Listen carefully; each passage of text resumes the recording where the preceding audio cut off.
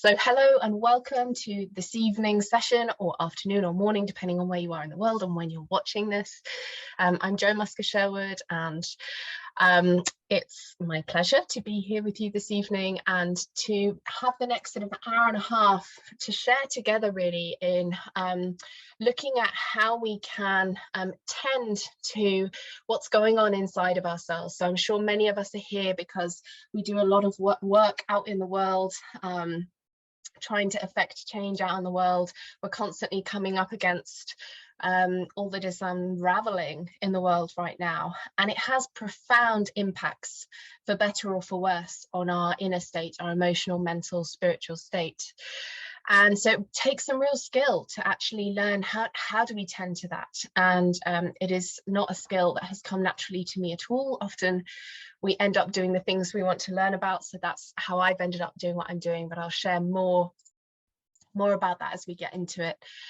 But what you can expect from the session tonight is a bit of talking from me right at the beginning for 15-20 minutes. I'm going to share a bit of my story and a bit of where I'm coming from with this. And then we're going to have a full hour of actually kind of getting into this and doing some exercises and sharing with each other. This event's been organised in collaboration with the Diocese of Oxford in Oxford, but I know that there are people joining from all over the world as well as those in Oxford, and also that this is an event that is absolutely open to people of all faiths and none. And I think I was going to start going, and the fire exits are here and here because I'm in that mode of like covering all the practicalities, but we are on Zoom, so you will know where your own fire exits are. Right, I think that's everything I want to say just to set us up. Hannah, I'll hand over to you for anything you might want to say, and then we will jump in. Perfect. Yeah, thank you ever so much for that introduction, Jo. And it's wonderful to see so many people here and from so many parts of the world and the country, as you say. And this was something that the Diocese of Oxford wanted to run. That I just want to say that the content of this is entirely Jo's. It's her work and her experience and her knowledge that she brings. But this is something that we really wanted to be able to host, because we know that there are so many, for us, so many churches and so many people within the diocese that have an energy for activism and for speaking out on justice issues, on wider environmental issues. And I think this is a really important, thing that people are going to need as they continue on that journey of advocacy. Advocacy is always also something that we at the diocese want to be equipping our churches and our congregations to be doing more of, and we'll be doing that now going forwards, and particularly in this sort of very time-critical context in which we find ourselves. So for those of you that do not live in the diocese, that's absolutely fine. Enjoy the content. It's lovely to have you. For those of you that do live in the diocese and have a church affiliation, and we are here as a team to support you in any way, shape or form around this issue in terms of advocacy and taking action on climate issues. So I'm Hannah, and I'm the Environment Programme Manager, and my colleague Alison is also joining in today, and I may disappear slightly earlier in the call for various reasons, but really wanted to be here at the beginning just to make that introduction. And I think there'll be some signposting at the end as well to how you can kind of link in with what we do. So thank you so much. Back to you, Jo. Great, thanks, Hannah. And there's a question there, what's the diocese? Absolutely, all this lingo needs explaining. So it's a way of kind of breaking up an area within the Church of England here in the UK. So this is Oxford, but we also have folks here who follow my work generally, and then we also have folks here from the rest of Activism. And so I'm hoping this is going to be a really rich conversation, because we've got lots of different contexts here. And as Hannah says, some really interesting signposting at the end, depending on kind of where you are in the world and what you're wanting to get involved in. Okay, so a little bit about me that I'm going to share. But I'm wondering about, before we do that, just actually kind of settling into this space. Like, we're all coming from our different days and the different things that we've had going on for us. We've probably got stuff going on around us in our various locations. There's always that thing when we come on something new as well, and we're kind of orienting ourselves. So I'm just going to invite you now just to take a minute to sit back and maybe sit up a little taller. And just find yourself as comfortable as you can make yourself. Maybe, as you can see I'm doing, give a roll of your shoulders and take a deep breath in. And as you breathe out, just let something go from your day. Take another deep breath in and let something go. It could be tension in your body. It could be a thought that you don't want to carry with you anymore. It could be an emotion. Take another deep breath in. And one more time, breathe out and just let something go, land. Thank you for being here. I'm so looking forward to everything that we're going to connect on together over the next hour or so. So I'm going to share a little bit about me. For those of you that don't know me and my journey, and a little bit more in depth for those of you that do about my journey. So I was running a climate communications charity here in the UK. It started off in Sheffield, and it kind of grew all over the country, and it was all around helping grassroots activists to communicate climate policy and the urgency of climate with their elected representatives. And I started off really knowing very, very little about the work. I was fresh out of university, and I just had a lot of enthusiasm and a lot of passion and a lot of anxiety about what's happening in the world. And I think that that's how a lot of us get into this. We kind of hear what's happening and we think someone ought to be doing something about this, and they're not. So it ends up being us. And so I got involved in that work. Welcome to those who are joining. And I loved it because whenever I felt anxious about what's happening in terms of the climate and environment crises, I would just pour myself into the work. Whenever I saw the news, whenever I read the latest bit of research coming out, whenever I noticed changes myself, I would turn to the work that I did, and it would help to alleviate not just the anxiety, but also the anger and rage and the guilt and the sense of overwhelm and powerlessness and isolation and all of that that comes with the challenges of being aware of what's happening in the world. And of course, that's such a natural response when we are worried about something, to want to do something about it. That's why we've survived so long as a species. But the problem, if we're working in this area of volunteering or really heavily involved in this area, or even just increasingly exposed to it as we all are, is that there comes a point where the doing something about it doesn't actually alleviate that distress that we're feeling. We might be pouring ourselves over and over and over, but at some point we realize, gosh, there's, I could give every minute of every day to this and it's still not going to go away. It will help, but it's going to make a small difference in the grand scheme of things. And so I needed other strategies, other ways of looking after myself, other ways of being able to tend to that distress beyond just doing something about it. And that's what I didn't have in place. And the more agitated and distressed I got, the more I looked at the source of the problem, politicians, and I wanted to change them, and I wanted to make them do things differently. And so I poured myself into trying to change them and growing our charity and growing our work, and I began to burn out. And at first I was just finding that I was quite depressed. I started isolating myself from my friends. I found I couldn't switch off at night. I started to eat more comfort food, have an extra glass of wine once in a while. And I was really kind of starting to become unhealthy emotionally. And it was almost as though, everything that I was trying to change in other people, actually those kind of, rather than changing them, they were changing me. I was actually starting to become more and more kind of rigid in my thinking, and more angry, and more self-absorbed. So I wanted to stop. I wanted to take a break. I wanted to do things differently. But then comes in the guilt. and also the sense of kind of financial pressure, funding pressure, things like that, and the real sense of urgency. So I pushed on through and kept on going until eventually my body began to give up on me. So I started to get swollen joints. I was bleeding from my digestive system every day. I had this kind of inexplainable kind of chest pain that had me in and out of A&E. And one day I was sitting in a work meeting and I just couldn't form sentences.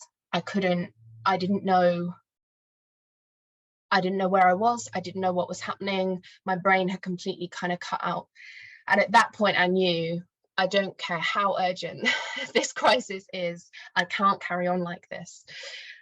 So I went to see our chair of trustees the next day and I explained what was going on, and they gave me a 6-month sabbatical to try and put myself back together again. But I never went back to that role for various reasons. And the most important reason being was that I realized that my whole way of working, my whole way of approaching the climate crisis, of trying to change other people and trying to do as much as possible, it all needed a rewiring, it all needed changing. So I actually left that job, and a sort of progressive funder got wind of my situation, and they were like, we've seen so many people burn out in these kinds of positions. Would you be willing to use your recovery from burnout as a sort of extended research project in how to prevent burnout for grassroots activists, environmental leaders, and use your time sharing what you've learned with other people? So that is how I ended up coming to do the work that I do. I had a pretty spectacular burnout, and it took me 2 years really to properly put myself back together again and to approach the climate crisis, I feel, in a much more emotionally and spiritually connected way. And so what I'd like to share with you over the next hour and a quarter is some of the key areas that have been really important for not just recovering from burnout, but preventing myself from burning out again and really looking after myself. And it is joy that has been absolutely central and at the heart of that. I've come to realize that the extent to which I can fill up my life with joy is the extent to which I can also face into the sorrow and the pain and the distress of everything that's happening in the world. And I'm going to talk more and more about that over this session. But if you're listening to this and you're thinking, yep, I am, I'm on the cusp of burnout, or I know someone that is, where would I go? What's the first place I would go? Well, there is a book that I would recommend if you're a kind of booky kind of person. The #1 book, the first book I read, is called The Joy of Burnout. And when someone recommended it to me and I first heard that title, and I thought, what a ridiculous title. There is nothing joyful about burnout whatsoever. But I'm going to share my screen with you so that you can see a little bit about this book. Hopefully you can all see that there. The Joy of Burnout, How the End of the World Can Be a New Beginning, which in the climate context is an interesting subtitle, but it's by a lady called Dina Gluberman, and her take on burnout is basically that when we are burning out, what has happened is that a particular way of working in the world that perhaps served us in the past, a survival mechanism perhaps, is coming to the end of its usefulness, and we are being called to adapt and to change and to do something new. So one of my favorite quotes, she says, burnout is the state of mind, body and spirit reached by those of us who have come to the end of a particular road but haven't acknowledged this. That needs a D on it. Haven't acknowledged this. And the reason why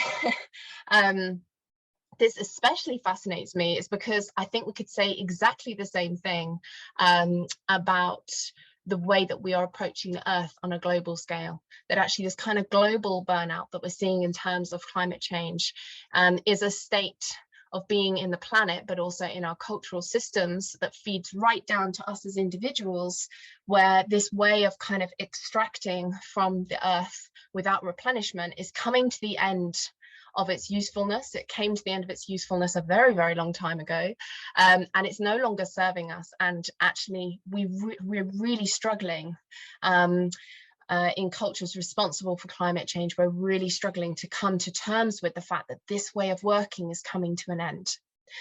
And so I began to see this link between actually what was happening inside me and what's happening outside there.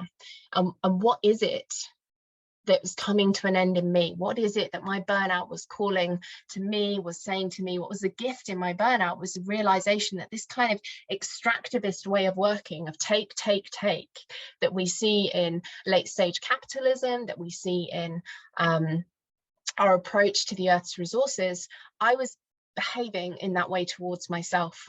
So how could I hope to try and change that kind of violent and dysfunctional system if I was actually embodying that way of working in myself? So my burnout was a real gift to me. So if you are in that place of just feeling, or you know someone that is, of just feeling really in despair, really exhausted, but feeling like you can't stop, or knowing that you have to stop, but that also leading to a sense of despair, know that there is gift for you in that, even amid all that is incredibly painful and difficult. And I would really recommend this book for that.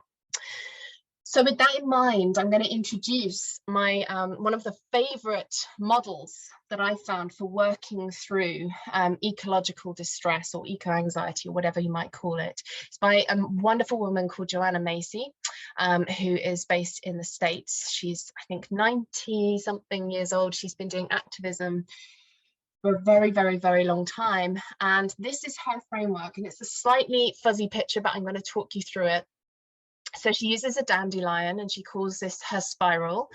And you'll see right at the bottom, some of you may be familiar with this already, you'll see right at the bottom, gratitude there.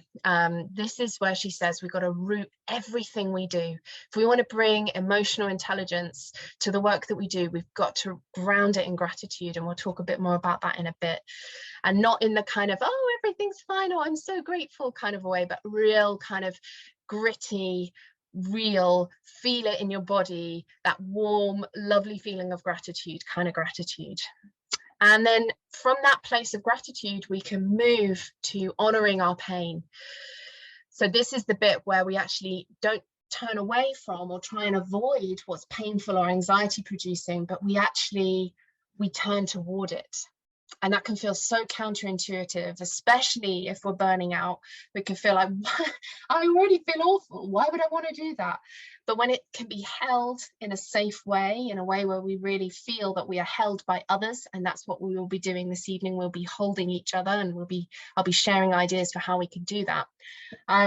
Actually, we can release ourselves, because it takes a huge amount of energy to repress distress, anxiety, rage, guilt, and all of that stuff. It's exhausting. Nothing's going to burn you out more than trying to pretend that you're okay when you're not okay. So actually turning toward that stuff in a way that feels safe and contained, and having support to do that is one of the most important ways of preventing burnout and looking after ourselves. And then we'll move to the third part of the spiral, which is seeing with new eyes. So when we face toward our pain and our sorrow and our distress, something shifts. We can let something go, and we often see things a little bit differently. We might feel a little lighter, we might see a way through, or perhaps a little inkling of hope or something that we didn't see before. Some new growth, new birth after all that dying out that we've just faced into. And then finally, after all of that work, all that emotional work, she says, then you might do your going forth, the where to go from here.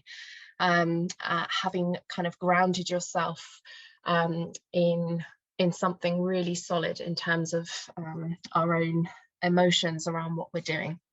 So that's Joanna Macy's spiral. I think, yep, I've got that there.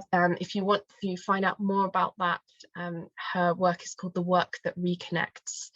And it's, yeah, couldn't recommend it more highly. And today you will get a taster of The Work That Reconnects. Okay.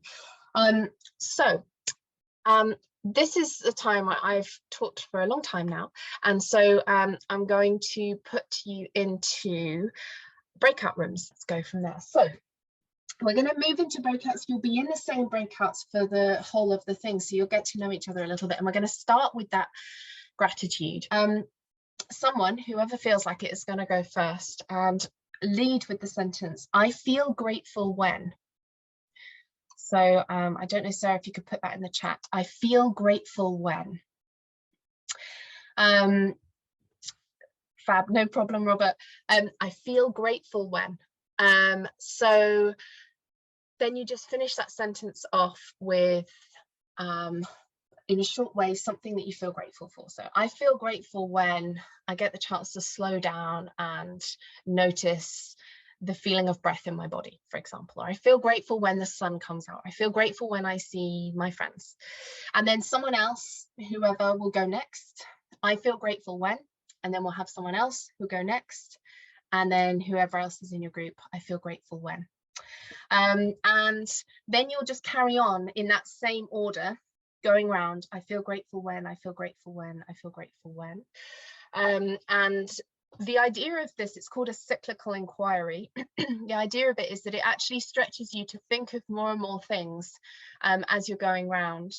And you'll find also that you'll get ideas from other people as well. So I feel grateful when, you'll go round and round. We'll have about 7 minutes for that. And the other thing I'd say about this is when you're there, it can be tempting to think, oh, what am I going to say when it comes around to me? And you'll miss what other people say.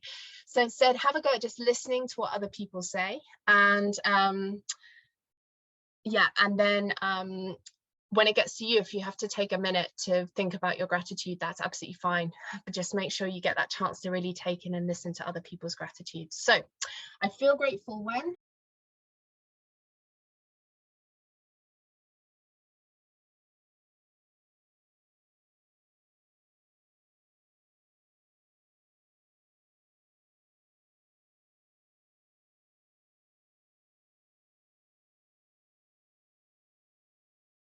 Oh, great. Oh, wonderful. Wow. I feel grateful for the sense of community created by sharing, to live by the beach. Oh, wonderful. So grateful when it rains. Yes. Health, community, friendship. Oh, notice that feeling that gratitude gives you, that warm, fuzzy feeling. It's the feeling of gratitude. There's all sorts of research when I spend time with my family, lovely, that shows that gratitude can, a regular gratitude practice can actually extend your life expectancy by up to 10 years. Someone's put here, I was feeling quite emotional during that exercise. Yeah.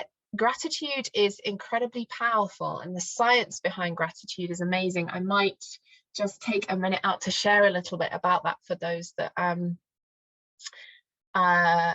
perhaps haven't heard about this before. But gratitude's a pretty difficult feeling for us as humans. It's very vulnerable emotion when we feel grateful for something.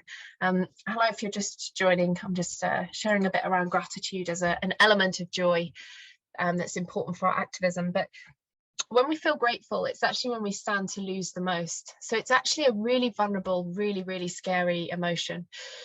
But also gratitude, we're not wired in our brains to think about that. And there's a really good reason for that. So when our ancestors came out of their caves back in the day, when our species was first coming to being, and they came out of their cave, and perhaps there was a beautiful rainbow and a hungry lion.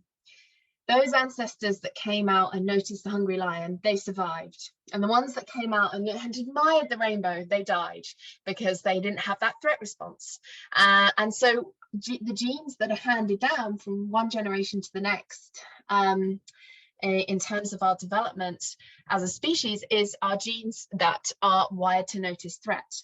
And so that's why we really have to take that time out to ground ourselves in gratitude, figure out what it is we're grateful for, and practice that. And there are certain neuro pathways within our brains that get strengthened when we do that. So if you find that gratitude doesn't come particularly naturally to you, it is not at all that you're an ungrateful person. It's probably that you're just wired really well for survival, really good threat response. That's great for survival, but not great for flourishing, and not great for that sense of joy and happiness. And it can make us really prone to burnout with environmentalism, because there is so much threat that's cropping up all the time. So gratitude is a wonderful antidote to that, taking the time out to practice that, because it's quite hard to feel both anxious and grateful at the same time. It's like our brain has this one-way system and we can kind of be feeling one thing or the other. And so gratitude can really help with that. And the other thing I'd say is that it just gets easier over time. So one of my favorite things to do in terms of practicing gratitude myself is just to list 10 things at the end of every day that I'm grateful for. And I usually get to number 7 and I'm like, I can't think of any more. That's when I know I'm sort of growing my gratitude muscle. Okay, so now that we've grounded ourselves a bit in gratitude, released some of those nice emotions into our bodies, we are going to turn to the next part of the spiral that I shared at the beginning, the honoring of our pain. And I want to share another book recommendation with you for those that enjoy reading, but also this author, you know, if you don't like reading, you'll find all sorts of podcasts and things that he does that's really, really brilliant. So let's see if I can share this with you again. So oh, I don't need this. Right, so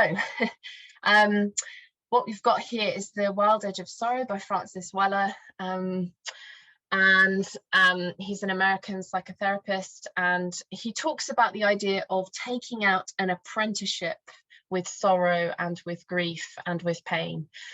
So rather than these being something that we have to try and get rid of, they are an inevitable part of our life, and we have to learn instead how to bear with them with grace and courage, and seeing what it is we might be able to learn from them. It's a beautiful book. He talks about 5 different gates to grief. So rather than grief just being something that happens when we have a bereavement, we also have grief when we learn about a species dying, or when we see a change in our area, you know, a loss of a green space, or when we read the news and we are grieving on behalf of people who are affected by climate change, or we ourselves are affected. Grief is coming up all the time. And so there's all sorts of different types of griefs that he talks about in this book. But it's a long quote that I'm going to share with you, but it is really beautiful. So I'm going to read this out. He says, "We like things rising, stock markets, the GDP, profit margins. We get anxious when things go down. Even within psychology, there is a premise that is biased toward improvement, always getting better, rising above our troubles.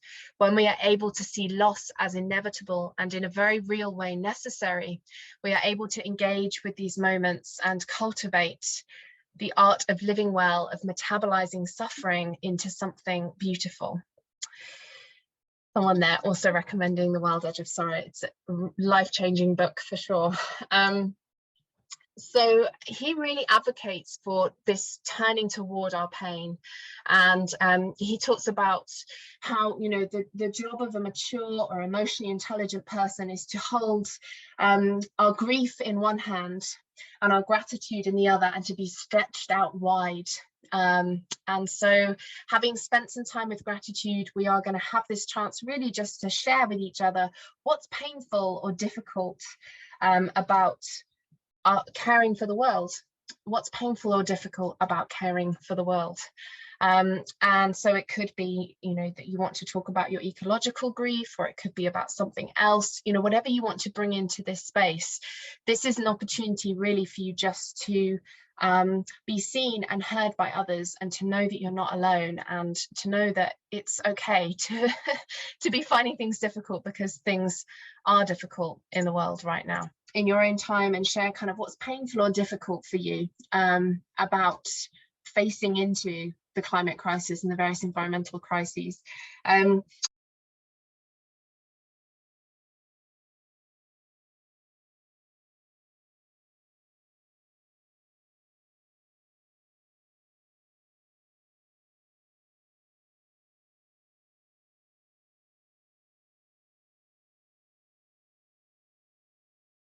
Welcome back. Oh. Yeah, okay, invitation again to share in the chat something that stood out for you from your conversation, if you would like to. It'd be lovely to hear.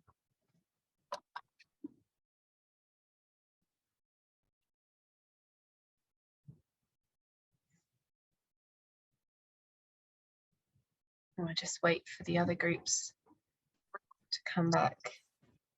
Yes, hearing that others share your fear is strangely comforting. We live in a culture that tries to tell us that this isn't happening, and it is happening. And so there's a kind of sanity feeling that can come with knowing that we're not alone. Welcome back.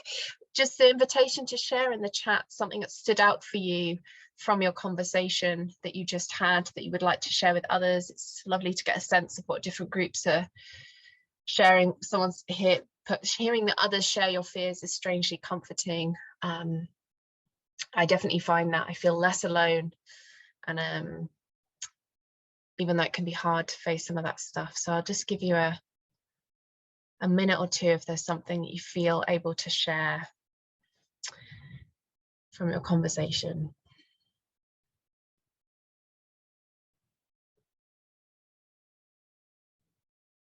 Pain of the loss of species because of climate change, yes. Great respect and support for those who give their skills and energy to preventing the losses. So interesting how gratitude and grief are just so tied up together, just like the joy and the sorrow. And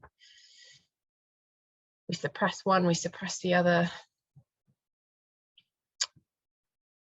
Give a minute or two longer for anyone else who's typing any thoughts out. Got plenty of time, so there's no rush this evening. Bit of an opportunity for some more deep breathing as well, if you're just take a minute. If you really found that was quite a lot, you can just do a bit of what we did at the beginning, take a deep breath in and let something go.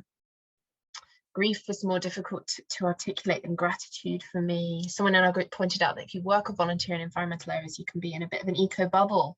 Then when the outside world intrudes, it's almost a shock that not everyone is on board. Yes, that real sense sometimes when I'm around friends or family where it's like, oh gosh, yeah, I forgot, you know, this is, not everyone's on the same page with this sense of guilt and what future generations miss and will have to deal with. It's such a mixed bag, isn't it? Well, the spiral is something that can be worked through over the course of a whole week, certainly a whole weekend or day. We're doing it in the space of an hour and a half, so you'll have to forgive me that it's quite condensed, but hopefully you'll get all the benefits from it. This is the real tricky part of the spiral, where we might be feeling a sense of kind of a sense of where is this going and why have I come to this and I'm turning up to this. So bear with me, trust me, we're going somewhere with this. And I'm going to invite us now to do something a little bit different. A lot of the time, emotion, whilst we might be in our heads thinking about these different things, emotions really lives in the realms of the body, and can get stored in the body in tension, for example. And so one of the things that I've often found is really helpful for me when I'm facing something difficult is to release that from my body. They actually teach this now in the army, what I'm going to share with you, for soldiers that have been in high adrenaline or traumatic situations, and it helps them to actually regulate their nervous system.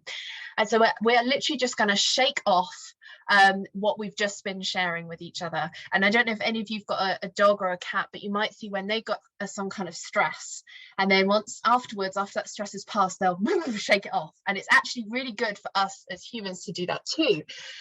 So you're under no obligation, but if you want to follow me in doing this, I'm going to invite you just to shake your hands like this. Yes, lovely to see everyone shaking their hands. And then your whole arms, maybe up and down with the shoulders. And if you've got the space, shake one leg. I'm shaking underneath the table. Keep shaking his arms and the other leg. Oh, and maybe even the head a little bit. Be very careful of your neck. And then just lift your arms up. Let's go. And let's let it go. I'm going to do it again the second time. And a third time and final time. Deep breath in and make a noise. And the way down. Okay, so that's one way, a really quick way that we can I find out you just instantly feel 5% better when I do that. So hopefully that translated across Zoom. You never know with these things. But I'm going to share another way that's perhaps more catered to the more reserved among us. And we're going to do a meditation. And it's a visualization kind of meditation. We're going to be using our eyesight. So it's not a visualization because it's not in our minds. We're going to be using our eyes. It's a visual meditation is what I meant to say. And it's all on this theme of seeing with new eyes, which is the next part of the spiral that we move to. I'm going to share my screen with you just to remind you of where we're at in the spiral. So we've done this gratitude bit at the bottom. We've moved to our honoring our pain, and now we're beginning to move into the seeing with new eyes, seeing what's shifted for us, and to herald this new era in our spiral. I'm not going to share about that. I might share about that later. Okay. I've got this image here that we're going to use for meditation in front of us. Okay, this is another wonderful way that we can connect with ourselves. I found for me, nature connection has been such an important part of my recovery from burnout. And here we're going to have some nature connection right here from the comfort of our laptops or phones. So as before, I invite you just to sit up a little taller, make yourself comfortable, work out any kinks in your body that need tending to before you come to stillness, and then take a really, really good look at this photo here in front of you.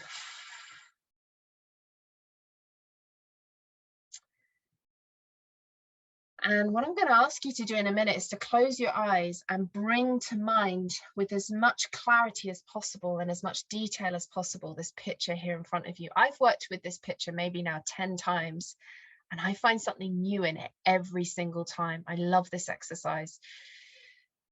So take a really good look. Notice the light, textures, the foreground right through to the background. Cloud, mist, trees, grass, even bodies of water, hills.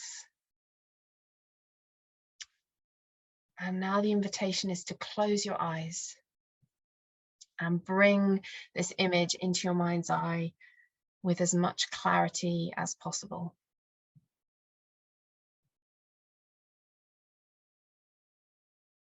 I'm going to give you a couple of minutes or a couple of moments of quiet to do that.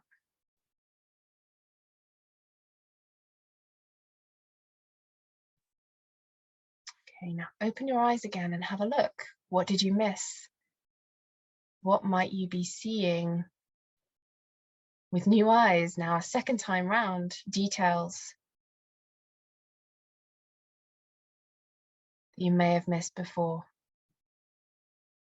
Take it in, and then when you're ready, close your eyes again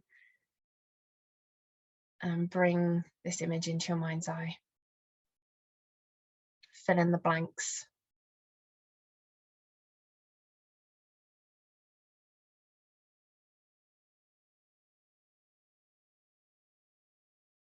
And open your eyes again. Have a look. We're going to do this one more time. What did you miss?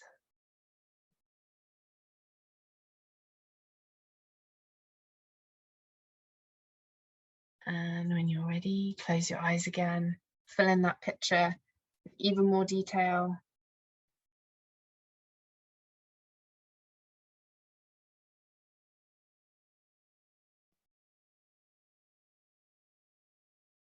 And one last time, open your eyes.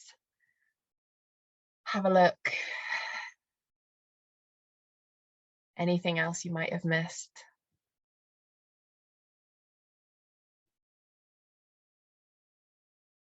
Okay, bringing up to a close.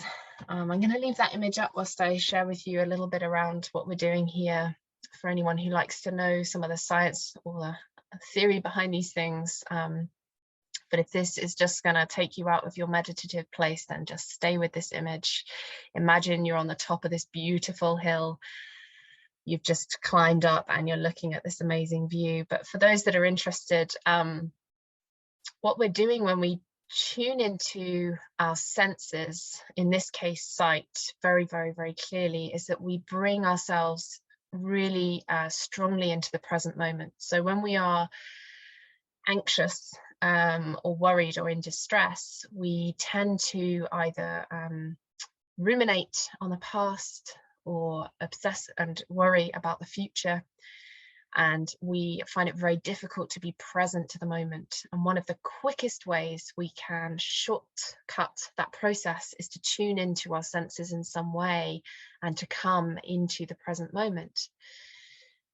And the other thing that we're doing in coming into our bodies, and we did this just now with the shaking as well, is that we are bringing ourselves out of our heads and into the realms of our emotions. And we're giving our brains a bit of a break from all that thinking that they do. We aren't really wired to do as much thinking as we do. We're wired as a species to do lots of moving and kind of instinctual stuff. But we spend a lot of our time overusing our tired brains. And so coming into our bodies is another way to just give our brains a bit of a break. Really good for that kind of mental exhaustion that can come with burnout. So as we sort of move into seeing with new eyes, there's something else I want to share with you. I know that at least some of you will have come across this before. Again, I love this model, so I'm going to share it again. Called the window of tolerance. It's taken from trauma theory. And you'll see here a rainbow, and this is our window of tolerance. That's what that rainbow is symbolizing. So when we're within our window of tolerance, we are feeling grounded, we are feeling perhaps able to connect with gratitude, we're feeling strategic, empathetic, collaborative, resilient.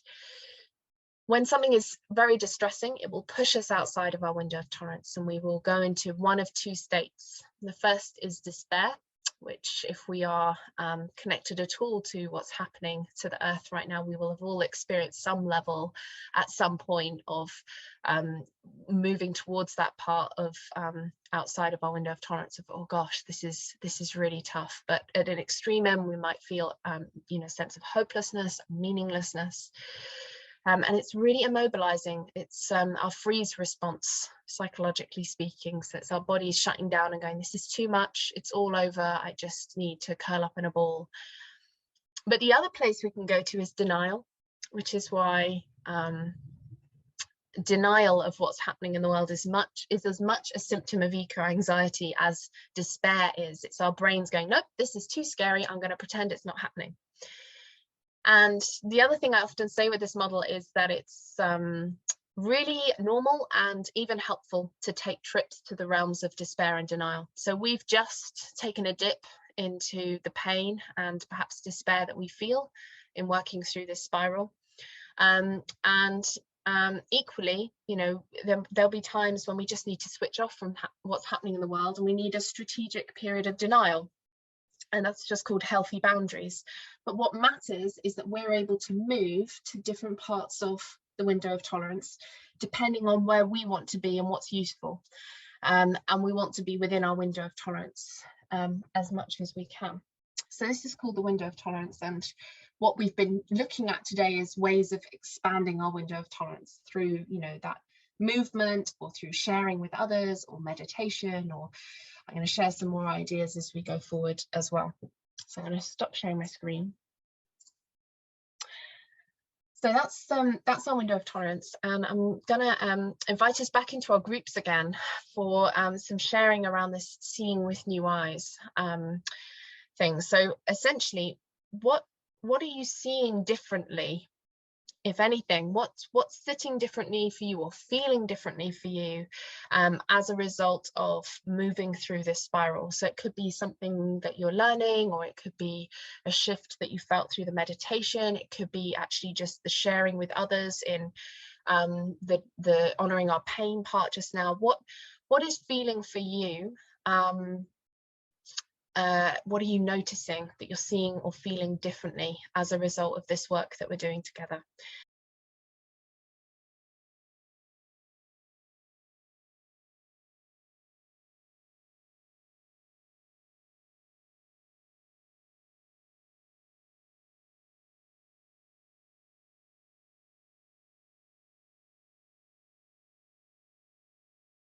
Welcome back, everyone. Okay. Again, invitation to share something in the chat, something that you're seeing differently as a result of your conversations and your sharing with people. What's something you're seeing differently? Welcome back. You can put it in the chat. Something you are seeing differently. Pop it in the chat as a result of your sharing. This little micro community we've made together over the last hour. What's something you're seeing differently? We'll share it in the chat. Give you a minute.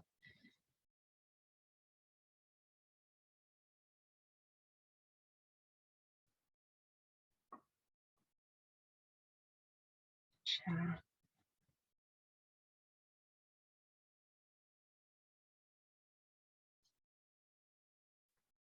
We're not as isolated as we might feel at times. Yes.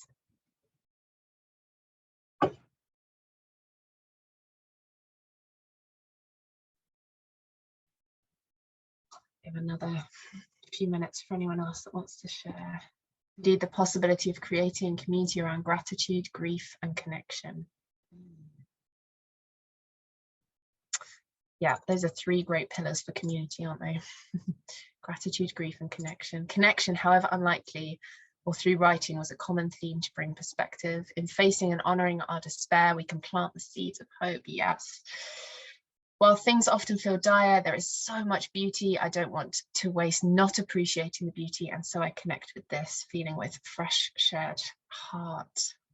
Yes, I feel like I have more space to be and think. The constant overthinking whirlpool in my head has paused. Someone's comment there has prompted me to share a quote that I really love from a lady called Anne Voskamp, which I'm just going to read with you on this theme again of grief and gratitude, or joy and sorrow. I know there is poor and hideous suffering, and I've seen the hungry and the guns that go to war. I have lived pain, and my life can tell. I only deepen the wound of the world when I neglect to give thanks for early light dappled through leaves, and the heavy perfume of wild roses in early July, and the song of crickets on humid nights, and the rivers that run, and the stars that rise, and the rain that falls. Really love that quote. That's Anne Voskamp. Someone else's peer, that taking time out to think what I'm grateful for is not self-indulgent but actually necessary. Oh, okay, I'm feeling really warm and filled up, so thank you for sharing those. We've got about 9 minutes left, and I would like to use 5 of those to share a visualization with you all, a wiser self visualization, which we'll finish with as the sort of going forth. And in this visualization, we'll be thinking of ourselves at a forward moment of time. So it could be this time tomorrow night, it could be in 10 years time, it could be toward the end of our life. You choose what kind of calls to you, and it'll be pulling us forward and thinking about where we want to go from here. And then I'm going to do a little bit of signposting at the end, and then we can wrap up and go to bed or have breakfast, or depending on where we are in the world. Okay, so for this visualization, as we've done with all the other kind of meditative stuff, just move yourself again into as comfortable a seat as you can. That spine nice and straight. You might want to imagine a kind of beam of light from the base of your spine all the way up to the tip of your head, kind of up to the sky. Take a deep breath in. And as you breathe out, just close or lower your eyes. So you get to choose what moment in time you want to take yourself forward to. In a year's time, 10 years' time, toward the end of your career, toward the end of your life, whatever works for you. And imagine yourself. You are looking into the eyes of your future self. They have lived so much more life. They have experienced so much more, both gratitude and grief, and you are looking at each other. Take a moment to notice the expression on their face, their eyes, their mouth. How is your future self looking at you in your mind's eye as you imagine them? Now, your future self has taken you somewhere to have a conversation together. So have a look around in your mind's eye. Where might your future self have taken you to? Could it be your favorite spot, nature, or somewhere else? Where have they taken you to have this conversation with you? Have a little look around. What can you see in your mind's eye? And you're there with your future self. You're either sitting, or maybe you're standing, or maybe there's something else. You're lying down. Now, is there something you might want to ask your future self? And if so, I invite you in your mind's eye to ask your future self a question and notice, how do they look at you? How are they looking at you when you ask them this question?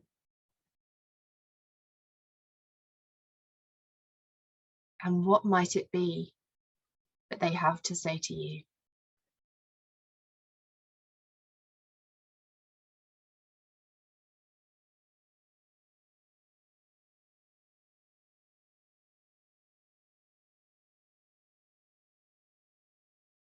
Is there something you might want to say back?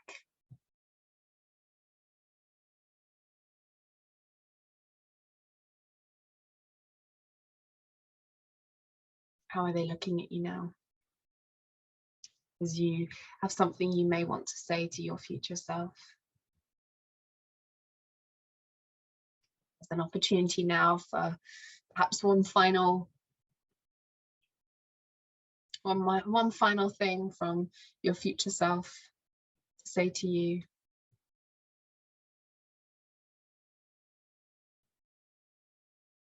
And then it's time to say goodbye. So imagine how it might be that you say goodbye to each other. Could be a firm handshake, a hug, a kiss, fist bump, a bow. Say goodbye. When you're ready and in your own time, take a deep breath in. Feel your belly expand. And as you breathe out, open your eyes.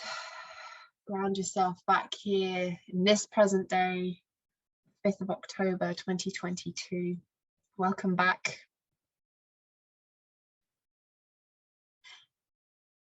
It's lovely to see your faces and that you're still here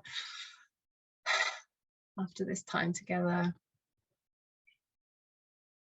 This is what we choose to do with our spare time. It's amazing that people want to face into this and share with each other in this way.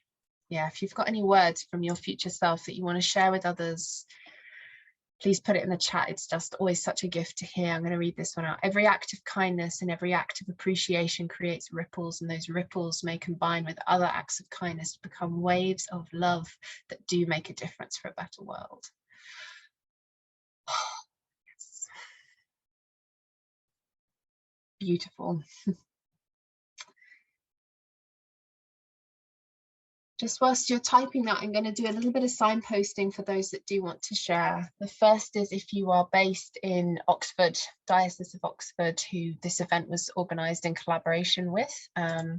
They have something called Green Shoots, which I'm going to put the link to there, which is a way of networking with other people who are involved in church communities across Oxford. And the other network that I will signpost to is one that I host, which is international, and it's not connected at all to the church. It's called the Rest of Activism. Some of you, I'm sure, will know it already. I'm a part of it already, but it's a grant subsidized program that essentially gives half-hour workshops, very, very similar to what we've experienced today, every week, twice a week. You can see the link to it there. It's grant subsidized, so it's 2/3 paid for by a grant to support grassroots activists like yourself all over the world who are doing things, or environmental professionals doing good things in the world, and actually want to be resourced yourself and to take this time out. And with many of the things that we've been looking at today, it's really, you know, it can feel great to do this in the moment, but then we need that regular space to be seen and heard by others, or to do these practices. It's not like we just do it once and then we feel better forever. So if you're interested in having more of this, I've got about 50 places left in the programme at the grant subsidised place. So do take a look at that. Send me an email if you've got any questions. Sarah, just if you could drop my email in the chat, that would be great. But I think, let me just see. I think I've kind of covered everything. There's my email there. You can see the different links. I have especially enjoyed this workshop this evening. I've just especially enjoyed connecting with you. It's been really, really lovely. Thank you so much for being here. And I think we finished right on time. But yeah, if you've got any questions or want to be in touch with me, I'd love to hear from you.